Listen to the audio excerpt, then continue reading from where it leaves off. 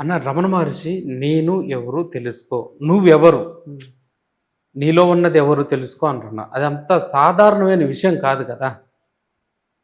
అవునా కదా. కానీ హ్మ్. దీని మీద కొన్ని పుస్తకాలు వచ్చినాయి, చదివిన వాళ్ళు ఉన్నారు. హ్మ్. కానీ మళ్ళీ ఈ ప్రాపంచిక భౌతికంలోనే పడిపోతున్నారు అన్న.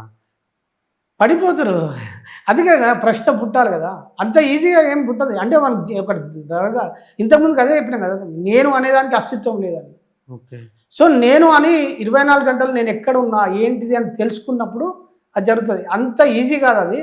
సో, నేను అనే దాని మీద సాధన చేయమన్నాడు. భగవాన్ ఏం చెప్పిండు? అది ఏ సాధన? ఏం లేదు. నేనెవరో నీ మదిలో కళ్ళు మూసుకొని నేను ఎవరిని అని అన్వేషించమన్నాడు. కళ్ళు మూసుకొని నిన్ను అన్వేషించమన్నాడు.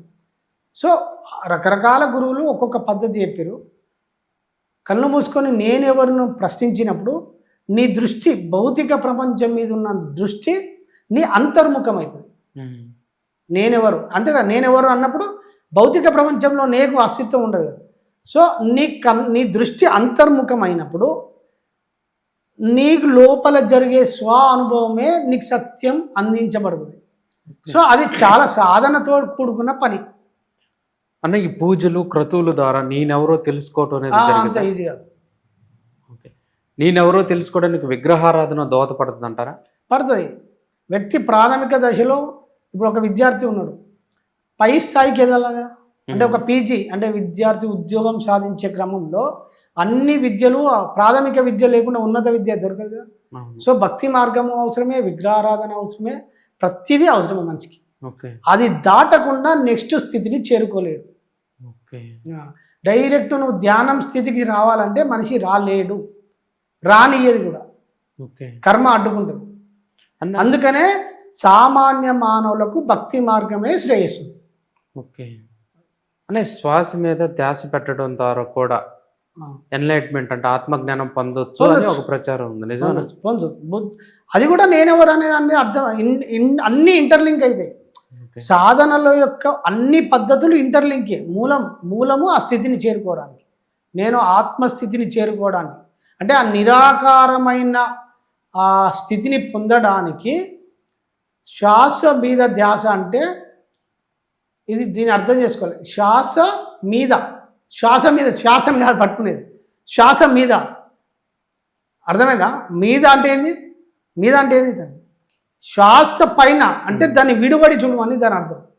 శ్వాసలో కాదు, శ్వాసను చూడమని కాదు, జస్ట్ నీకు సంబంధం లేకుండా జరుగుతున్న శ్వాస ప్రక్రియను సహజంగా చూడగలిగి, అంటే మనసు గమనించడంలో ఉంటుంది. మనసు గమనించడంలో ఉన్నప్పుడు ఏమవుతుందంటే నీ మనస్సులో పేరుకుపోయిన చిన్నప్పటి సంధి ఉన్న ఆలోచనలు ఒక్కొక్కటి రిలీజ్ అయిపోయి నువ్వు మనసు గమనించే స్థితికి వెళ్ళినప్పుడు ఆ కాలక్రమేణా మనస్సు నిర్మల స్థితికి వస్తుంది. ఆ నిర్మల స్థితి నుంచి నిశ్చల స్థితికి వచ్చి ఆ నిర్మల స్థితికి చేరుకున్నప్పుడు నీకు మెల్లగా సహజముక్తికి వస్తుంది. సహజముక్తి అంటే వైరాగ్యం వస్తుంది. సహజముక్తి అంటే వైరాగ్యం, అంటే దేని పట్ల నీకు నీ మైండ్ కోరుకోదు. దేన్ని చూసినా ఇది గింతే అది గంతే. ప్రపంచంలో ఉన్న కనబడ్డ ఏ భోగ వస్తువు నీ మైండ్ కోరుకోదు. అంటే ఇదే సహజముక్తి. ఆ తర్వాత బంధముక్తి జరుగుతుంది. అంటే బంధువులు, మన భార్య, పిల్లలు, వీటి వల్ల నీకు సత్యం అవగాహన వస్తుంది. అంటే జ్ఞానం సిద్ధిస్తుంటుంది. ఆ స్థితిలో జ్ఞానం ఒక్కొక్కటి ప్రతి విషయం పట్ల స్పష్టత వచ్చినాక ఏమవుతుందంటే ఈ రోల్ ఇది, నేను భూమి మీదకి ఈ కార్యం వల్ల వచ్చిన, ఈ కారణం వల్ల వచ్చిన, రావడం వల్ల వీళ్ళు ఈ పర్సర్ ఈ కర్మకు నాకు లింక్ అయి ఉన్నారు, ఈ రోల్ వల్ల వీళ్ళు ఉన్నారు, భార్య ఎందుకు వచ్చింది, భర్త ఎందుకు వచ్చింది, పిల్లలు ఎందుకు వచ్చారు, ఒక అవగాహన వస్తుంది. అవగాహన వచ్చినప్పుడు వాళ్ళ మీద నీకు తెలియకుండానే నీ మనస్సు విడివడి ఉంటుంది. అంటే మనం అటాచ్మెంట్లో ఉంటాం, ఎప్పుడు పట్టుకొని ఉంటాం కదా. ఏదన్నా జరిగిన సంఘటన, ఇది జరిగింది అది జరిగింది బాధపడతాం కదా. సో ఈ వైరాగ్యం వల్ల నీకు సహజముక్తి వల్ల ఏమవుతుందంటే ఇవన్నీ స్పష్టత వచ్చినప్పుడు జ్ఞానంలో ఒక్కొక్క రోల్ నీకు అర్థమైనప్పుడు ఏమవుతుందంటే మెల్లగా డిటాచ్ అవుతుంటుంది. సో డిటాచ్ అయినప్పుడు ఏమవుతుందంటే మనము తామర ఆకు మీద నీటి బొట్లు ఎట్లా అంటకుంటుందో మనం ఆ కుటుంబంలో జీవించుకుంటూ అంటకుండా జీవిస్తాం. సో మనము ఇప్పుడు వాళ్ళ మీద ఫోర్స్ చేయం, వాళ్ళ ఇబ్బంది పెట్టాం. సో ఇక్కడ యాక్సెప్టెన్సీ వస్తుంది, ఎందుకంటే అంగీకరించడం వస్తుంది. ఏ వ్యక్తిని కానీ మనం నిందించొద్దు. తన జీవితం కోసం స్వేచ్ఛగా జీవించడానికి ఆ వ్యక్తి వచ్చిండు.